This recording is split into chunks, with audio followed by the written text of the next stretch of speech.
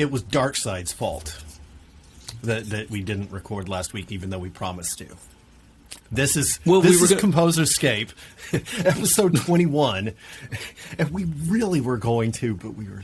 What? If one of us isn't tired, the other is going to be. Right. We're old. We're old men. Tried to borrow time from a parallel reality, and the TVA showed up. I got new toys. And a new dog, and these things conspired against us. Yep. I had to take all her squeakers away because otherwise she would be squeaking the whole show. And I had to shut the air conditioner off, so the show probably won't be too long. We traveled a little bit. It was your anniversary. Had a wedding anniversary, and then it was the 4th of July weekend. A lot happened in the last 10, 12 days or so. So apologies to anyone who's been just anticipating this next episode. We got a lot to talk about, though. Like 3 weeks worth of Loki. We're not going to do all Loki. We got several things. It's still pretty Marvel-centric at this point. Although I've been following the James Gunn Suicide Squad and a lot of the things he said about that. Look, I'm gonna immediately have a variant. I am the Hendricks variant, and I'm gonna bring up James Gunn's The Suicide Squad. Apparently, Warner Brothers has given him free reign in this thing. It's going to be a hard rated R for violence. He is not. He has made it clear that some characters aren't going to survive, and it's going to surprise some people. And then he had a neat little interaction with David Ayer, the director of the original Suicide Squad, that was butchered by Warner Brothers, where James Gunn was. His tweet, he had thanked Warner Brothers for letting him do whatever he wanted, and all of that, and then David Ayer quote tweeted him "dang" because they clearly didn't let him do what he wanted. And then James Gunn thanked David Ayer personally. He said, "If it wouldn't have been for all the troubles on yours, they would have never let me do what I wanted on mine." So and then they had a nice exchange, and David Ayer's looking forward to it. I am not one of these fans that's like, I refuse to watch anything that's not Zack Snyder related for DC.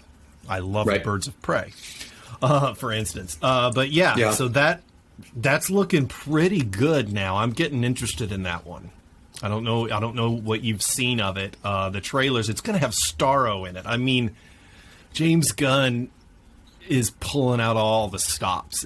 And I think wants very much for it not to be people to call it his DC Guardians of the Galaxy. So I think it's going to be pretty dark. Well, but the action should be great, though. James Gunn is very good at action scenes. I have to admit, I know very little, have read very little about this movie, and just based on the one fact that it stars Margot Robbie as Harley Quinn, it is set in the same universe continuity. It's basically a sequel, correct? Yes. I mean, and Viola Davis is in it, and still playing Waller. I'm looking at the cast right now, and it's funny. Nathan Fillion, Idris Elba, Sylvester Stallone as King Shark. Idris Elba is playing... This was a funny debate. I love Twitter, and I say that in quotes. It's like a kind of a necessary evil for composers, and in this show, I kind of got to. That's where I get a lot of my what people are thinking.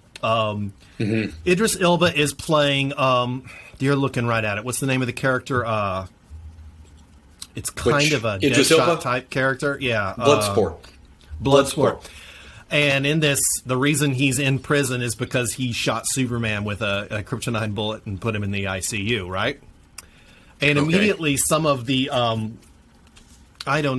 less thinking about it, part of the fandom was like, that's definitely not the Zack Snyder Superman. That never would have happened. And I rewatched Justice League, Zack Snyder's Justice League the other day, and literally when he's about to fry the Flash, he gets shot by regular army soldiers like 6 or 7 times. Of course, Yeah. it's regular bullets, so they just bounce off him and make him mad. But no, I mean, yeah, he can dodge a speeding bullet if he's thinking about it. Maybe Idris Elba or maybe Bloodsport pointed the gun at him, and Superman's like, "Really? Go for it." That's usually he doesn't usually dodge the bullets, Right. He usually because then the bullets will fly by him and might hit a bystander. So he usually just stands there and gets hit by the bullets to make a point. Well, Idris Elba has a kryptonite bullet, pops him with it, puts him in the ICU. That reminds me of the scene in the Brandon Routh Superman Returns where the guys are That's up like on the best scene in that movie. It is. The guys are on the roof of the bank with like a big 50 caliber repeater, and he just lands on them. Really, just never unloading learn. that thing. Hits him right in the eye. Right. And the discussion of Superman brings us to the sad news. Since the last time we recorded the show, probably the guy who really made superhero movies something that could be taken seriously died, Richard Donner. And I learned of this from you. I hadn't really been watching the news, social media feed, Twitter and stuff. I've been kind of off the grid this weekend a little bit. But, my first memory, arguably one of my first memories, I think it was probably the very first movie that I remember seeing. My dad taking me to see Superman. Yep. I didn't see it in the theater. I didn't see it until it was out for rental. I was young enough that I was like, I don't know, I guess I wasn't interested then. Yeah. And when I saw it, I remember, and to this day, there are, if you're to ask me my top comic book scenes, the number 1 and number 2 on any given day will switch, and the number 1 is usually the helicopter rescue in Superman. Yeah. Sure. And number 2 being when Wonder Woman shows up in Batman v Superman. That scene just every time gets me excited. But that helicopter scene, to this day, if I listen to the soundtrack, if I hear that music, I know everything that's happening at every moment. It's like, oh, he caught her. Oh, now the helicopter's falling. I know everything just from hearing the music. It's just one of the most perfect superhero scenes. We are, of course, talking about Richard Donner, right? In case anybody missed that. Oh yes, yeah. Sorry, yeah. And then the outpouring came almost immediately. Zack Snyder, who very rarely tweets, tweeted this image here of the original poster, and that's very true. As a matter of fact, a small amount of trivia: Warner Brothers didn't want Henry Cavill, so him and Deborah Snyder got into their archives and got the original Christopher Reeve outfit and took a picture of Henry Cavill wearing it to sell him on it, and it's really cool. Really? Yeah. So, there was Patty Jenkins posted a tribute, since obviously she, especially with the first Wonder Woman, based so much. I mean, you remember the alley scene in hers was the reverse of the Superman alley scene, where she saves Steve instead of the other way around. So yeah, that's we would literally, this show probably wouldn't exist. Superhero movies, I just think that was the straw that broke the camel's back, and it still took a while after that. After that, they made some Superman movies, some average, kind of weird. The superhero movies still didn't take themselves seriously until I want to say, personally for me, I think it seems like the Batman 1989 cemented superhero movies being something more than just cheesy. And then after that, the X-Men started the whole really started the ball rolling. Mm-hmm. Yep. Even Marvel was a joke until Iron Man. They couldn't get, and then Universal could never get a solo Hulk off the ground, but Iron Man is the beginning of the big MCU. But yeah.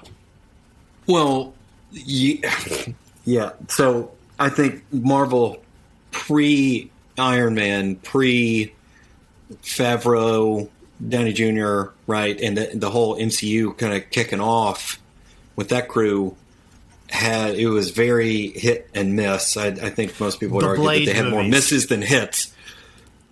At least the first one were big. Yeah. Like a lot of trilogies, they kind of got worse as they went. Same thing could be said for Superman, right? Christopher Reeves. Oh yeah. They made 4 of those, and Loved the first one. I loved the second one. And before we started rolling, we were talking about the fact that there is, if you can get your hands on it, it's probably easier to do these days. But I've still got a DVD in a box somewhere of the Richard Donner cut of Superman 2, which is really interesting. Apple movie, I haven't checked, but yeah. But yeah, first Blade, excellent, a lot of fun, right? Good movie. Nicolas Cage as Ghost Rider. Oh, I mean that's I'm on the fence about that one. Nick Cage does his perfect brand of crazy. In with that character is pretty cheesy. The CGI was quite bad in that, though. It was rough. Well, most special effects from like the 80s and 90s suffer anymore. I mean, especially the more they try to do, like Spawn was a good movie, but there was a lot of that stuff they probably should have waited a decade before they tried to make it. It doesn't age well. They're making a Spawn show, isn't that right? HBO? Is it HBO? Am I again? Yeah, no. I think I know the director's trying to. Yes, it's and McFarlane, who made my toys, is trying to make it himself without studio. Okay. So that's a long shot. So, but yeah, so the first Fantastic Four film, right, where we get to see Chris Evans as Johnny Storm, Human Torch. Yeah, that was unabashed. It was okay. Cheesy. It was supposed to. Yeah. Well, it was the Fantastic Four. Yeah. No. Let's see how Marvel does that. The Eric Bana Hulk film was just weird, right? Nick Nolte that was an Ang Lee film. That was an art film. If you take the character of the Hulk as you see it in the comics away and just watch it as the way that it was envisioned, it's good. But no, the Incredible Hulk. Now, that movie gets a lot of hate. I love that movie. Love it. I've never heard anyone hate on that movie. That movie gets a lot of hate. MCU. Yeah. Yes, it is. Oh. And Ed Norton was supposed to continue being Banner and the Hulk, and he was contracted with different projects. He had other films. He wanted a lot more story control than Kevin Feige was going to allow to, I think. But that may be just rumor. I will say this. It's starting to pay off. They're starting not to acknowledge that people think back on that movie fondly. Did you catch? There were two things in the latest Shang-Chi trailer.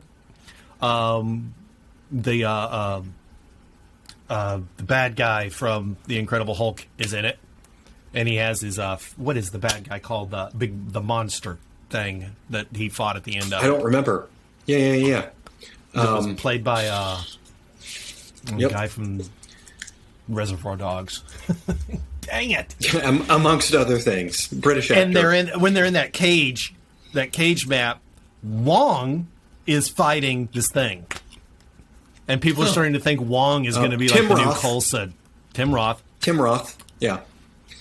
I think people have thrown around speculation, and it was confirmed by Marvel. Probably, it was confirmed by Kevin Feige that yes, that is what is the thing called? Come on, I can't remember. I mean, he's just credited as Tim Roth, and his character's name is all that's listed in IMDb. I don't remember the name of that thing. That was a movie that was supposed to have set the stage for yet another Hulk film where Tim Nelson, isn't that his name? Tim Blake Nelson, the guy from Oh Brother, Where Art Thou? Oh, yeah. Played the scientist at the end. And it was supposed to become... Yeah. But I've seen people throw around the theory for a few years now that William Hurt, who is, General Ross, at some point would become the Red Hulk. I have no idea how they would squeeze that into a movie, right? But that's a prominent storyline in the comics over the last 10, 15 years. Anyway, we were talking about Marvel films past pre-MCU. Oh, wow. Wong, and then the Abomination, and look, he grew his ears since, and and it seemed like he was Mastermind in the Hulk. He was earlier getting bigger, but yeah. And much like Richard Donner did in life, when he created Superman, he started this conversation, and we have made it all the way talking about all these superhero movies, and that was all started with him. So next up, I believe, before we dive into Loki, in our next segment, we're going to talk about the what if they dropped a new trailer. So we'll be right back with that. All right. What if? Yes. This is the what if segment brought to you by Steppenwolf. He just wants to go home. Okay. Poor thing. All right, so this dropped July 8th, last week, just a few days ago. They gave us this. Well, we've had a teaser trailer that's been out since 2020. So it says that had been around, but we finally got a full length yeah. trailer. So and we're going to take a look at that, and hopefully I'll be able to sync it up when I put this episode together. But I'll give it a try. So there's this nice new poster, which actually I didn't realize that. Oh my God, Gamora has Thanos' weapon there, and Spider-Man is Doctor Strange. So this will be the last performance of Chadwick Boseman. Some of the others are not being performed by their people. So, but this is what I found interesting. It says one question changes everything. And then in the tweet that they announced this, they said, what if Killmonger saves Tony Stark? Yeah. So I'm guessing that's the question. The trailer. Yeah. So, let's... Well, so to give the background, the history of this, before you start... Yeah, it starts automatically. Playing the trailer. Like just about everything else in the MCU, this is actually based on legit published comics that they started back in the 70s. Seems like I've read maybe half a dozen of these over the years, and I think there's a lot of them. But this is something that, if I'm not mistaken, and I'll probably have to look up the history on this. Somebody's going to correct me for being wrong, but I want to say that this is one of the little just creative kind of products of. Obviously, Stan Lee is involved in anything that Marvel Comics has ever published, but it was birthed out of a lot of the comics used to have letters to the letters to the publisher. Oh yeah, right. And George R. Martin don't think wrote they still one. Do this, right? Yeah, where you could write in and be like, "Hey, Marvel, this is." How dare you do that to this such and such character? What if this happened and what if that happened? And apparently back in the 70s they started to say, well, hey, let's just noodle around with this and see what happened. I'm looking at the Marvel Wikimedia link that goes to the original episode back in 1977, right? What if, number one, what if Spider-Man joined the Fantastic Four? And he's got this little Spider-Man outfit and there's a little 5 on his chest. Oh, the Fantastic Five, huh? I think it's pretty funny. That still works because it's still an F number. They could also do the Fantastic 15, 14, and 50. Right. No. Or the Freedom Foundation. Spiky. Which was actually a thing. Yeah. And in the comics, right, and apparently this ran until the mid-'80s, Uatu, who was the Watcher. Oh, yeah. He's in this who we've trailer, seen... I think. In the post-credit scene of... Oh, this is going to challenge me. That was the post-credit scene of one of the Thor movies? Or was it Ultron? The post-credit scene where Stan Lee's got a great big fishbowl-looking astronaut helmet on, and he's out in space on some asteroid. He's telling some story. And the pan's over, right? And it's the Watchers. The guys with giant heads, right? Listen... Anywho, I think it's interesting. Is it Jeffrey? I didn't get enough sleep last night. Not Jeffrey Rush. Not at all the same actor. That's going to be the voice of the Watcher. Oh, really? Uatu is... Well, someone at home is groaning right now listening to this. I'm like, come on, man. Get it straight. Hey, we finally got a comment on a video that corrected something we said wrong. We were just spouting out ideas of who Dave Bautista was playing in Dune, and someone was like, no, he's playing this person. So thank you for telling us. That was on the Dune clip. I tend to clip off our segments and publish those for the people that don't feel like Jeffrey watching. Wright. Jeffrey Wright. Oh, yeah. Commissioner Gordon. Jeffrey Rush is 4.0. That's right. Jeffrey Wright will be the voice of the Watcher. Star-studded cast here. Yep. Lots and lots of the actors, as you pointed out, are going to lend their voices to this. Some aren't. I know Robert Downey Jr. didn't. Some are. Most are. That's good. Tom Hiddleston, certainly. Sean Gunn, Frank Grillo, Karen Gillian as Nebula. Michael Douglas is going to be the Ant-Man, presumably the original. Hank Pym as Ant-Man. Josh Brolin is going to be Thanos. Oh, really? Obviously, Haley Atwell is a featured character as... she introduces herself as Captain Carter, and when I don't know if she's going to be Captain Britain, which seems like a little bit of a conflict of interest because there's already a Captain Britain in Marvel Comics, although this is a what-if story. True. So it reminds me of the more recently DC did a whole death metal thing, and it was like you remember that weird cartoon called Heavy Metal with like the Valkyries and the DC death metal was all like they're all wearing like crazy armor and anyway. But so let's watch this trailer and then we'll talk about it for a bit. Which actually this will lead us right into Loki, which this is all about variant. Natalie Portman's going to be Jane Foster. Well, she should. She's back in the MCU now. Well, sure. All right. Here we go. Yeah, peace. I love peace. I'd be out of a job with peace.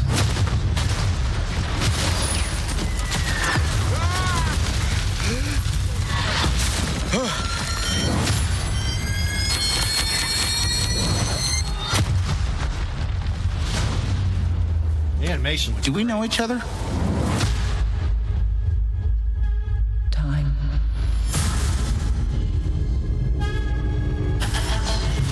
Reality.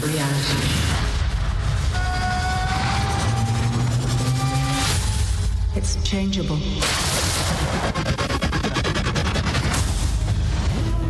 Where you want to be?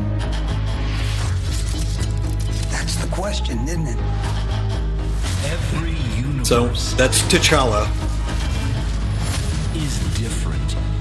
Each one instead of Peter Quill. unique. That's like we got a half second of Howard the Slow Duck down a there. little bit. There's a few people in the room that don't understand. Not me. I get it.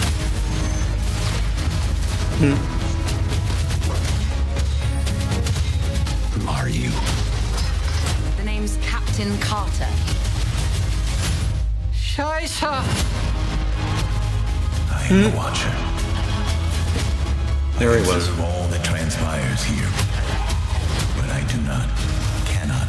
Oh yeah, the zombies. Fear. Meant to mention that. That was a surprise. I guess I have to freestyle then.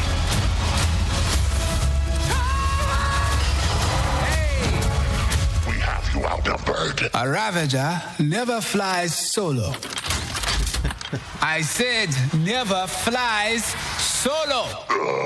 Is that some kind of catchphrase?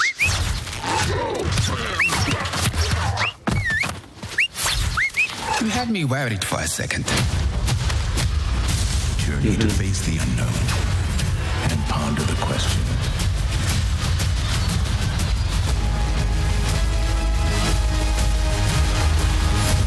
What if? Oh, there's the Disney Plus tag. Is there a post-credit scene? Oh, no. Okay. Yeah. So So that's going to be... I wanted to mention this. That you got a split second, one of the scenes, little spoiler there, that we might get some of the Marvel zombies. Maybe one of the episodes is going to be, which if you don't know, Robert Kirkman, should probably go without saying, right? They pulled Robert Kirkman in as a writer. I don't remember who the artists were on this, but it was kind of a limited run, sort of a miniseries that Marvel did. That was back in the early 2000s, I think. Look it up on the Wikimedia, but it was, essentially it's exactly what it sounds like. What if there was a zombie apocalypse in the Marvel universe? That happened in DC Comics recently too. zombie Cap, zombie Wolverine, zombie Spider-Man, zombie Tony Stark. Yeah, wait till you should check out DC. I think even Superman's succumbed to it. I think Wonder Woman was like the last survivor, but Superman zombified is not a good thing for the world or the universe. No, definitely not. I guess you could say the same about Captain Marvel or Wanda. But right. Yeah, that looks like that's going to be a lot of fun. The animation style is gorgeous. I'm very glad that looks like they're throwing a lot of money at it. We're going to get fed very well with animation in the coming years. Snyder is doing a Norse mythology series in the or movie or series of animations. Oh, really? And the cast for that is quite extraordinary as well. So that'll be something to look forward to along with this. And I have not watched The Long Halloween Part 1 yet, but it looks fantastic as well. Neither have I. Right. I definitely want to watch that. Right. We should plan to see that and talk about it on a future episode. Probably one of my top 3 of the kind of, novel graphic novels, I guess, in the DC universe, as far as and they all tend to be Batman titles, really. The writers love them. The writing, the gravity of the story, yeah, and great story. Yeah. I heard rumor that it seems like every Batman movie that comes out, it's going to be based on The Long Halloween, and I heard that about the Reeves one, but I haven't heard that since. It does have a very freaky Riddler in it, though. Mm-hmm. All right, so that is What If, and yeah, and the big thing for me is that they announced the date so soon. I thought that was like a while off, but then they're like, that's coming on August 11th, and Wednesday is now the day for Marvel shows. So, yeah, we'll definitely be talking about that one. That was a surprise. Mm-hmm. Correct me if I'm wrong, since I know we're bouncing around a little bit, we are going to talk about Loki. Mm-hmm. Was I mistaken? I thought there was an image released of, I'm going to forget the actress's name that played Monica Rambeau in WandaVision and is going to be playing, in the upcoming... the Marvels. She's going to be in Captain Marvel 2. Yeah. If I'm not mistaken. That's called the Marvels. So it's not just going to be her. It's probably also going to be. It's going to be all of them. It's Spectrum, right? Is the hero that she's portraying, and I thought there was an image released of her either like a costume, like her new outfit or something. I may be mistaken though. It could have been just something weird. I did not see anything someone pop invented and shared it on Facebook. Yeah. Okay. Well. Yeah, we'll talk some about the What If as that starts to come out. I think that's going to be good fun, right? Of just a lot of the characters and things that we've kind of come to know and love, and just sort of twisting things and spinning things around and flipping things on their head. And hopefully the cast had a good time with it. Sounds like it. Yeah. T'Challa taking the place of Peter Quill. Yep. Clearly as a Ravager. And that's going to be a little bittersweet. It's like kind of hard to watch Avengers Endgame now, because whenever T'Challa shows up, it's like, wow. And this is this is Chadwick Boseman's swan song for the MCU. So yeah. All right. So wow, there's lots of death in this episode. So we are in our next segment, we're going to be hitting on the last 3 episodes of Loki, and then with the finale coming up.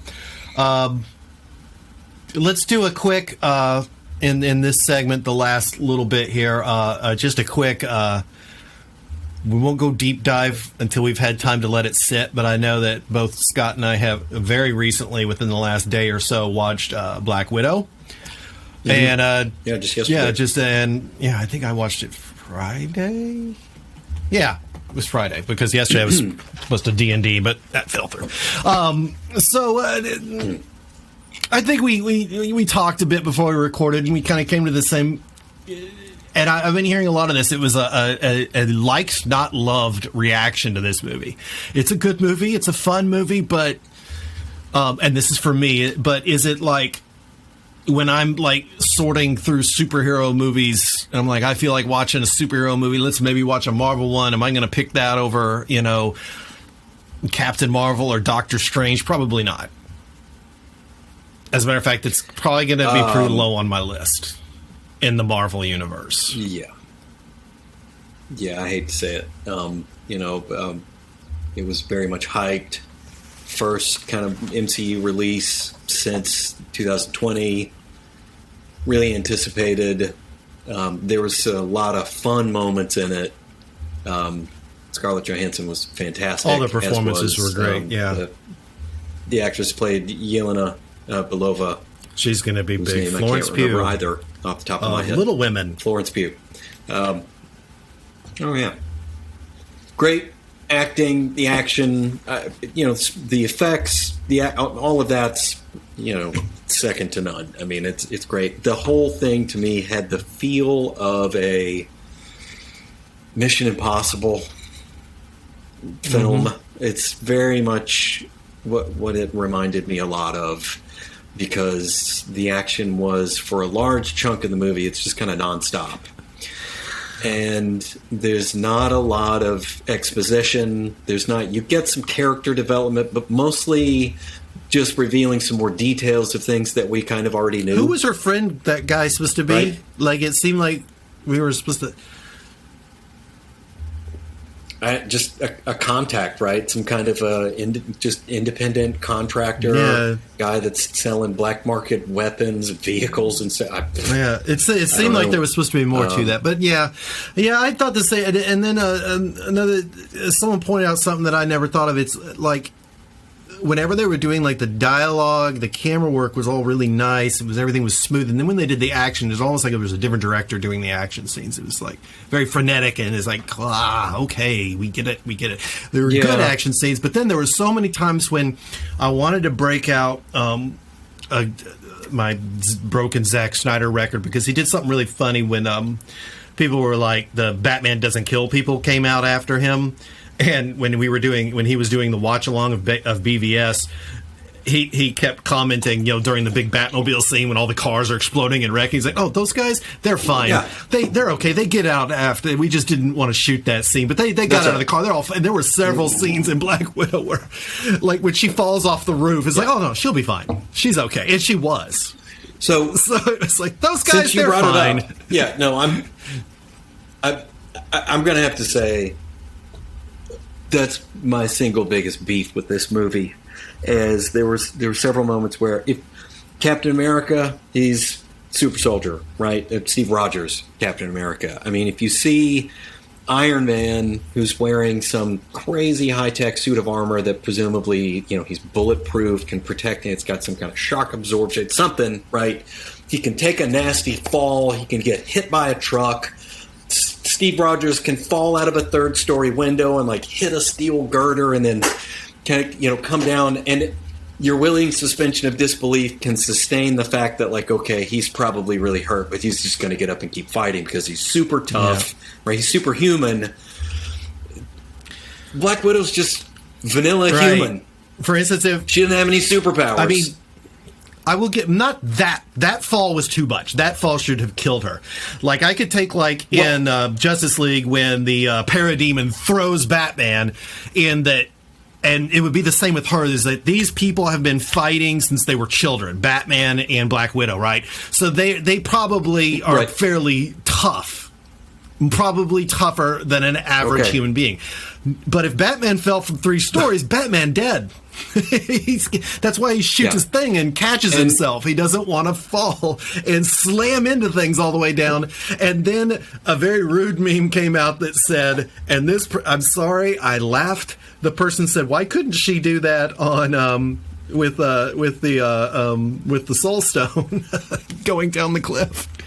Oh, right. Why couldn't she have survived that fall? Well, in my mind, it's cumulative, because in the span of presumably like a week, she's in multiple, like, she gets blown up explodes, like rocket hits her car, and she's in this head-on collision. The car that she and her sister driving gets flipped over and rolled over. And they survive. And that was the one where I was like, oh, they're fine. They'll be okay. See?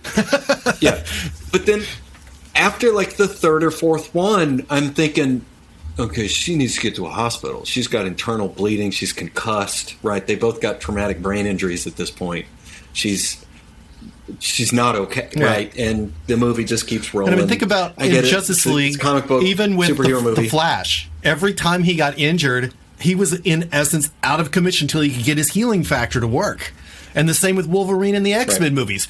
They shot him in the head in X-Men 2. He was down long enough that, like, if you really need to get away from Wolverine, shoot him in the head, it'll knock him out, and run your ass off, get in a Ferrari, and drive in random directions, taking a bunch of left turns. All right, so... Well, that was my biggest beef with the movie. And second, after that, I'm not trying to, dish on it. It's kind of a spoiler-free review for anybody who wants to know, but some of the editing, there's like I said, a lot of action. And you do get some exposition and some dialogue and character development stuff that happens. David Harbour. There's a lot of editing that happens that removes. So now we're in Turkey. Oh, now we're back in Moscow. Oh, and she just got on a plane. Oh, is it the same day or has 18 hours passed? Now we're in somewhere else on the planet, and she's talking to this person. Oh, and it's a little. It's a little whiplash. At the very beginning, they apparently fly a small twin-engine plane from Ohio to Cuba. Yes. No. I have Microsoft Flight Simulator. No, they're not making it past. They're not making it to Florida without refueling. Right. But yes, so I give that a solid thumb and a half. It was a fun movie. If it were the old days where good popcorn movie. When you're back in the channel surfing days, I used to rewatch. I would rewatch something like if that were on, it's like, oh, this is on, I'll watch this. But now if it's something where I have to choose it, I don't know. You're not gonna. I actually I kind of feel the same about this as Wonder Woman 1984. Not a bad movie, but not something I'm gonna jump up and watch again. Right. And finally, it suffers because of all of those things. I think it suffers from the fact that we already know what it didn't really add anything of substance to the overall scope of this established story. I mean, it's not a prequel, but it's a piece of story that wedges, literally, you can shoehorn it into the last 30 minutes of Civil War. Yeah. It's... Yeah. Yeah, we may talk more about it, we may not. It's... let's see... Not Civil War, I'm sorry. Infinity War. Let's see what comes of it. Or it's in between those. Let's see what comes of it. If these connections, it might be one of those things like Thor 2 that the more movies came out, it's like, nah, I got to go back and watch Thor 2 now. See, that's my favorite. That's my favorite one. That's my favorite Thor movie. Wow, I got The Dark World. I got 1 and 3 tied, and then Dark World second. But I like all the Thor movies. So that's it for this segment. Now we gotta hit on these Loki episodes and get ready for the This is going to be the spoiler part. Finale. The next segment's the spoiler part. So we'll be right back with that.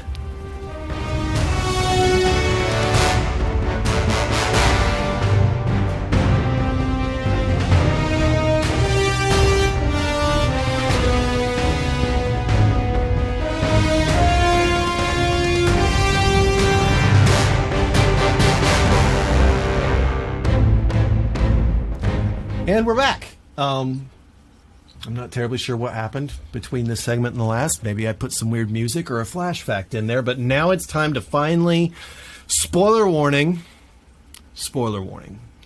Because we're going to be talking about the last 3 episodes of Loki. So if you aren't caught up...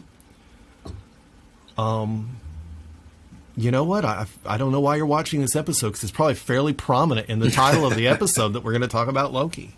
And you already, if you're still watching and you were interested in the other stuff, well, the other stuff's over. Why are you still here? Come back later when you've watched Loki. So Loki, he's at the end of episode 2. He is him and Sylvie are on the run now, but they've ended up on a. She's been hiding in these disasters in the timeline Yep. where she can Apocalypses. Yeah, where there's not too much of a worry about a branch, and she's able to hide in these for a while. Well, Loki brought him to a bad one where this planet's about to explode, and they don't have a way off because the battery's dead in their portable TARDIS. So a lot of this episode, of the third episode, is him and Sylvie trying to get off of this planet, and we get to know more about her. And then and we also get to see Loki use some power. It seems they've started re-expanding his power set from in the MCU. They had toned it down somewhat since the first Thor movie, I thought. And now they're kind of bringing it back into him being the god of mischief, and he's using, like, he used telekinesis to stop a building from falling on him. So that was pretty impressive. Yeah, I wondered about that a lot, because it's the kind of thing where are the illusions that he can create, are they solid? Oh, they've always been solid. I think wasn't that in the Have they? No, they weren't. Well, that's where we get. All right, because this is a spoiler, we're going to jump around. We're going to put these 3 episodes together. So the highlight, not to get too hung up on Loki's power set, other than Alligator Loki, the highlight was the Loki that lived, played by Richard E. Grant. That's what I call him. The Loki that didn't get killed by Thanos, because he's like, no, knives are stupid. He's like, sorcery's where it's at. Right. And then he, in essence, holds off this giant, as my wife called it, a smoke monster, by rebuilding, continuously rebuilding Asgard. Yeah. And, I guess it wasn't solid. It was Eliath is the name of this monster. Mm-hmm. Right. Is that something from the comics? I didn't know much about that one. Mm-mm. Apparently it is. I didn't know much about him. I know plenty about Kang, which is a huge component of this. I think we'll get into that. Let me just bookmark that for a minute. I missed Kang. But I was wondering about that because I love Jonathan Powers. Was he in it? No. Oh. Okay. No. We got hints of the fact that he... So, yeah, I think with... Let's just go ahead and throw this out. There's my tinfoil hat, sort of making predictions and things like that. With what's coming in the What If show, presumably these stories for the What If are all just hypothetical, literally what if. But I feel like it's yet another feather in this multiverse cap. Yeah, they're really going right. That they seem to be building a wider and wider view of what's possible with the MCU. Kang, the Conqueror, it's going to be who has several different names. I'm going to forget half of them. Right. We already know that Kang is going to play some sort of a villain role in the Quantum, the next Ant-Man and the Wasp. Is he going to be one of the big villain Easter eggs for the Marvel Universe, you think? Don't know that yet. But as we get a lot of view of the landscape, and I'm jumped forward to episode 5, right? As they arrive here in this wasteland where a lot of the buildings are destroyed and everything. And at first glance, I saw the ruins of what looked like Stark Tower. And I think it was back then. It is, in fact, the Stark Tower building. And you go back and pause it, and it says Kang with a Q. On the side of the building, which apparently has some roots in the comics, from where apparently Kang has been a long-time supervillain in the Avengers continuity and has pulled strings and sort of worked, long games, long cons, and had a lot of plots and things against the Avengers from time to time. Apparently, at one point in the comics, Tony Stark sold Stark Tower to this QE or QA NG, right, Kang, without realizing it. But you see the ruins of a Stark Tower in there. It says Kang on the building. Well, that's a variant timeline, and they just sent it to this void in the end of time. This is the fifth episode is the most Doctor Who episode of all of these. This was literally I remember there was an episode of Doctor Who, and I can't remember why, but this was the Tennant one, and it's where they brought back the Master because they went to the end of time, and there were a few survivors, and one of them ended up being the Master, and he That's right. And then he regenerated. That was played by and then he regenerated. But they went to the end of time, and I was like, they went to the end of time. This is such. I kept expecting Jodie Whittaker to show up, but sorry. So Kang, that is subtle. Yeah, I missed that. That's really. I'm really excited for Kang because if you've seen Lovecraft Country, which was brilliant, brilliant. Jonathan Powers. The DCEU better hold on to Journey Smollett, who plays Canary,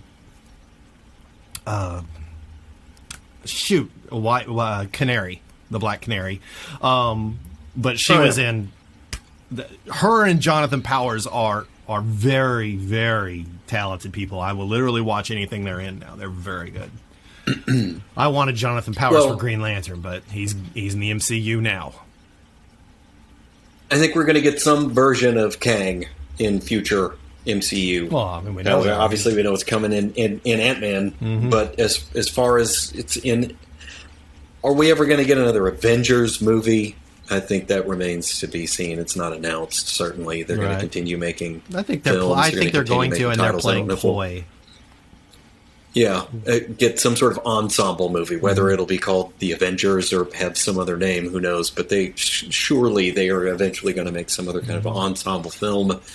But Kang, for a time travel, alternate, parallel universes, right? The TVA, and who knows? Maybe I'm just going to go ahead and say it. This is my tinfoil hat prediction for the week. Who's behind the TVA? Right? That's basically what they're looking for, right? Yep. And at the end of the episode, they open up this big portal. Looks like it's Dracula. Kang. Wouldn't that be something if Jonathan Powers shows up in the last episode? That would be a big surprise. Now, speaking of surprises, I'm going to guess Kang the Conqueror. That's what I was trying to say. Before we move on. Yeah. That's my prediction. That's why I said it would be awesome that Jonathan Powers Kang. Yeah. But that would be a surprise, which brings me back to episode 4, because if you want to talk about surprises, episode 4 was the one. Or was it episode 4? Hold on, let me get to the end. Yes. Where they were... Episode 4, they have been captured and brought back, and then Mobius finally believes Loki. He finds out that he's a variant and that they're all variants. And then they finally... Well, first off, the first surprise is they got Lady Sif back, which was nice. In that very, very hilarious scene where Loki was trapped in an endless loop with her, beating him up. And then we finally get to meet the Timekeepers, and lo and behold, they all turn out to be some sort of, like, Wizard of Oz situation. They're just a bunch of robots. And then a big fight breaks out. And first they zap Mobius, which all I could think of is, oh no, he didn't get his jet ski. And then they zap Loki. That's right. And then it's like, well, this is going to be an interesting last 2 episodes. Are they setting Sylvie up to be Loki moving forward? Because I'm pretty sure Tom Hiddleston's still enjoying himself. But then, at the end, we discover that they're in this void. But yeah, episode 4 really hit with a lot of surprises. I feel like there's more for Wunmi Masaku's character. I can't remember what operative she was, but she has been broken free of the shackles of thinking that the TVA is a real legit thing. And she's like, I had this life before. She's like, I want that back. So I feel like her character is going to be more. This is another one like WandaVision. Not WandaVision. Falcon and Winter Soldier that feels like this doesn't feel like it. I don't know. Maybe it will. Maybe this is a 1-season thing. I don't know. But yeah, it's Do just, we know if Loki is going to be? Is this something that you've mentioned on a previous episode? Is Tom Hiddleston going to appear in Doctor Strange and the Multiverse of Madness? that I don't know. The only thing I know for certain is that he's not in Thor: Love and Thunder. This is the first Thor movie that does not have Loki because, well, obviously he was filming this. Someone pointed out, at no point has Tom Hiddleston been in Australia in the past year, which means he can't be in Thor, unless it's just like a scene that, like, they shot by himself, you know? I do know we're getting Zeus. Russell Crowe is playing Zeus in Thor: Love and Thunder. Right. Chiwetel Ejiofor is obviously going to come back as Mordo. Oh, he is? Yeah, I don't see...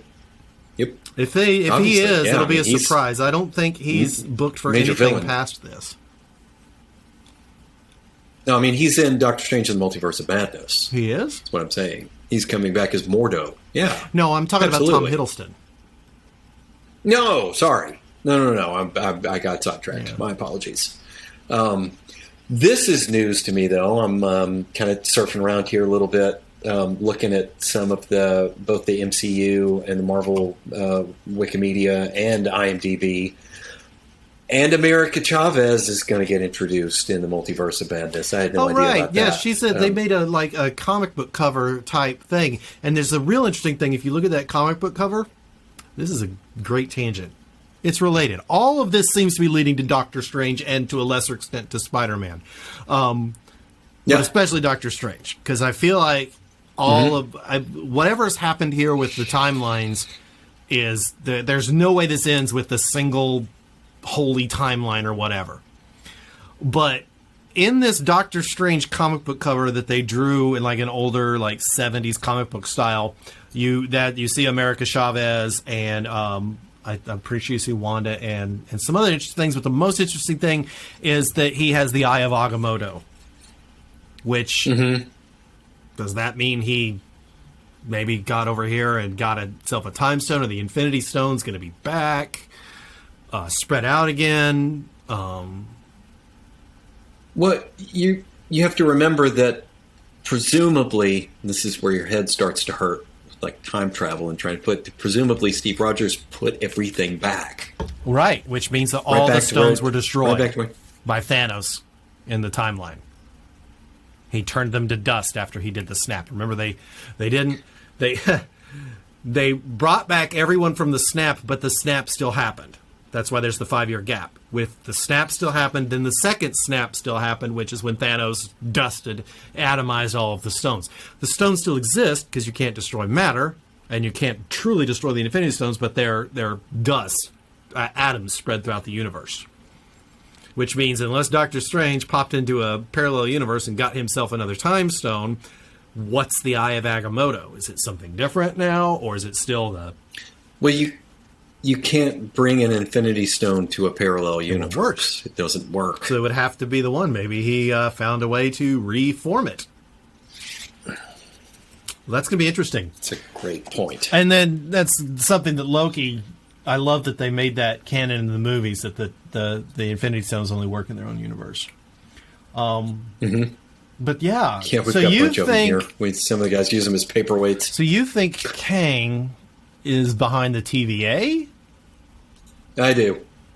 What's his villain That's MO? my prediction. Is this something he would do? Oh, he was to rule basically everything. I mean,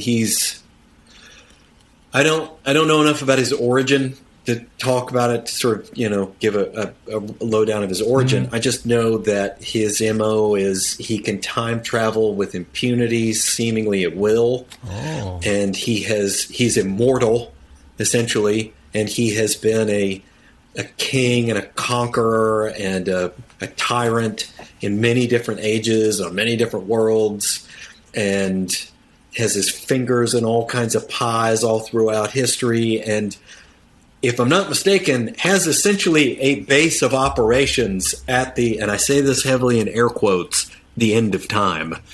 Somewhere in some far-flung future, he's got some kind of a base. Like a big castle. Like a headquarters. Hidden inside a monster. So, maybe. Well, that would be interesting. Has anyone? It's not going to surprise do me. they film this in a? Well, see, it'd be hard to say because I'm pretty sure the filming location for Lovecraft Country was also in Georgia. So we really have no way of knowing. It's like, hey, has Jonathan Majors been around? Has anyone been seeing? He's not famous enough yet that, like, Ben Affleck, everyone knows that he got on a private jet somewhere this, like, yesterday, the day before, because people photograph the poor man everywhere he goes. So everyone's assuming he's going to film his Batman parts for the Flash film. Oh my God, I can't believe we're getting Keaton and Affleck Batmans in one movie.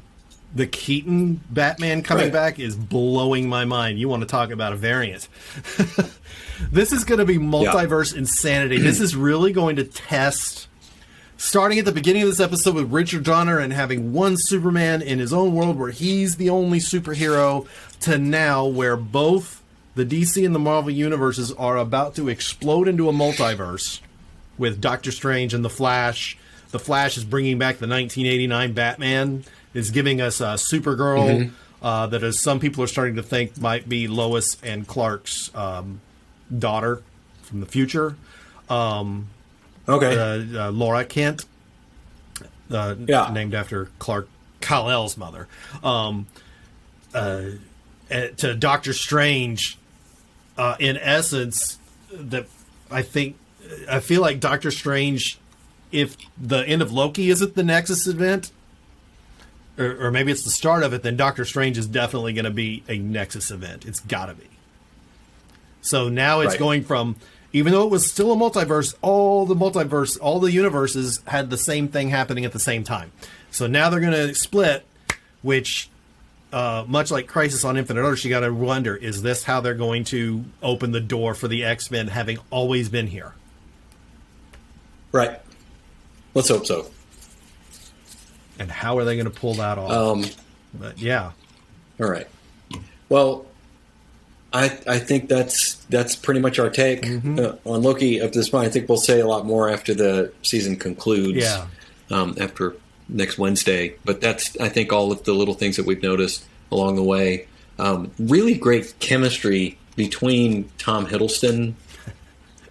My wife said, of course he would fall in love with himself. She says, but is it a little perverted? And I was like, are they really in love? And then towards the end, it's like, I think they kind of are, and it is kind of weird, but it's also kind of sweet, but mostly kind of weird. Yeah, Sophia DiMartino. Oh, she's good. I was trying to think the actress's name. Oh, so, let's give a shout out also to Richard Grant, the CGI alligator, the kid Loki, and Boastful Loki is. If anybody's Boastful Loki was hilarious. And I would love to know. Maybe I'll just have to go dig around and see if there's the precedent is in the comics somewhere what the origin of that character is. But I just couldn't help asking the entire time he was on screen. I'm like, this is a Loki boasting of having defeated Thor and defeating the Avengers and doing all this stuff, and he has a hammer. Yeah, but it's not Mjolnir. Apparently there was did you see when they were doing the going to the ground and you saw a Mjolnir? Oh, yeah. And then you saw what I swear was Thor, a little teeny Thor, like bouncing around. I think they just took the clip from the Avengers where he was in the thing falling and just threw him in there, bouncing around. To go back and we watch had that. The Thanos copter. They showed the Thanos copter. I don't know if we mentioned that when we were recording. I got to make sure that the Thanos copter is mentioned because it is literally the most ludicrous thing in the history of comics. Other than the Flash having a car. The Flash had a car in the comics. I shit you not. He had a car. The Flash had a car. That's ridiculous. It is. Right. Yeah. Like the Spider-Mobile. Superman had a car or a plane or something too. And I was also giggling, I think... It had arms on it. Yeah, even in Zack Snyder's Justice League, it seems like Superman rides back in the Flying Fox, but I think he's just doing that to be sociable. He's like, I'll ride with y'all on this. And he's like, not like I'm scared of flying. But yeah, so, we got somebody... And I had to ask these big stone heads, those just statues in the field when he's with the Lokis. You want me to share so you can see? You remember what I'm talking about here? I'm going to have to watch this episode again. And there's probably some folks who have gone frame by frame into this and picked up on some stuff that we missed. because I've only seen it the one time. Oh, Yeah, for a brief millisecond, I probably. thought, wow, are those sentinels? But then I was like, no, those are stone. Those are statues. Yeah. Yeah, so it's really been good. The action's been exceptional. The whole sequence with her teaching Loki how to enchant people, I feel like he's gonna be able to do that. I don't know. Does the Loki variant get to survive? Does that mean Loki will be back? Will it?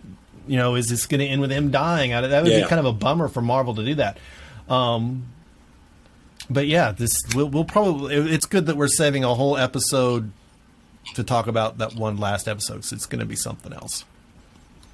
Yeah. But all right. Yeah. So for this week, I believe that's all we have. What's the next Marvel movie? Is that Spider-Man? No, it's the Eternals. Shang-Chi. Oh, is it Shang-Chi? The Eternals has had 2 trailers. For sure, Shang-Chi. No, you're right. Shang-Chi's had 2 trailers. Yeah. Okay, good. Shang-Chi's is out in September. Oh, did you see in the trailer the 10 rings are actually like these rings that come off his arm and shoot at things? You need to watch that trailer again. Really? Wong is going to be in it. I need a Wong solo movie. A Wong solo movie with the Red Guardian. I need those 2. I need so much more of those characters. And Kat Dennings' character, You know what really Darcy. You know what'll really bake your noodle is considering the fact that the actor that plays him is named Benedict Wong, and he plays opposite Benedict Cumberbatch, and he's playing a character named Wong. That is the flash factor. He's hilarious though. Yeah, I love him. He's listening to been in a lot of Beyonce. He was in one episode of the It Crowd, the one where the IT Crowd. He wins the game show. Yeah. The countdown episode. I still love where that. Moss Like wins when the letters, the spelling show. When the Thanos' cronies invade Earth in Infinity War, he pieces out. It's because he has to protect this sanctum, but it's still funny. It's like, you all got this, bye. All right, and on that note, until next week, when we will almost certainly record a shorter episode. This is another epic one, but it's broken up into pieces this time. We did a good job. You can see all my toys and posters. I'm getting my office lined up here. All right. Until next week. Oh, like and subscribe, please. We're doing good. We're up to 58 subscribers. Keep that number up. Once we hit 100, we get to have a custom URL. We're very excited for that. Oh, well. Bye-bye.